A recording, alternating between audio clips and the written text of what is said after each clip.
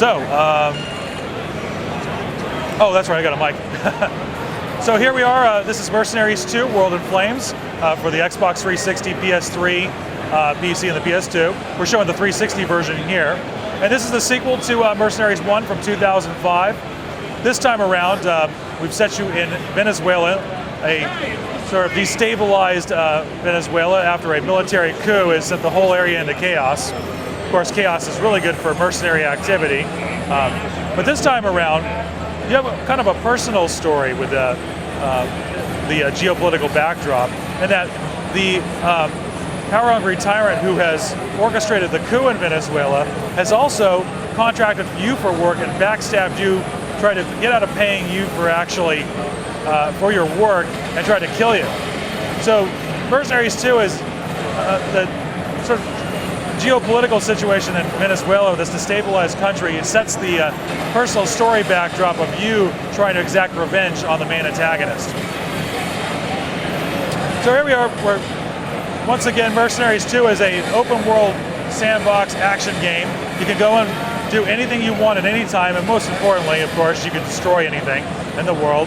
This time around, we don't make any qualifications on that. If you can see it, you can destroy it. This includes all the forests and trees in the world, and enormous objects like this set piece here, this oil rig. And going into the theme of being able to do anything you want at any time, this oil rig isn't actually part of this mission, but we just happened upon it and we want to show off what it looks like in the game. You might actually have a job that you were on, a smaller piece of content that you could take at any time to go and destroy this thing on your way to doing a main mission. So this is pretty indicative of many of the large set pieces in the game.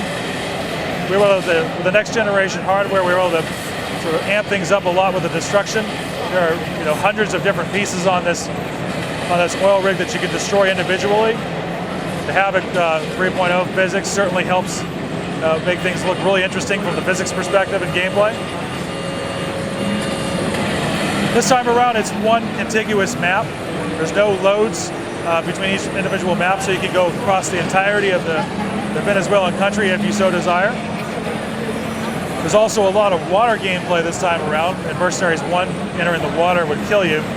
This time around, there are boats, there are large destroyers, oil tankers, you name it. There's a good example of some of our foliage destruction in the game. There's over 30 weapons, there's over 140 vehicles in the game. Here's one of them. We have a nice semi and a oil tanker here that we're going to put together.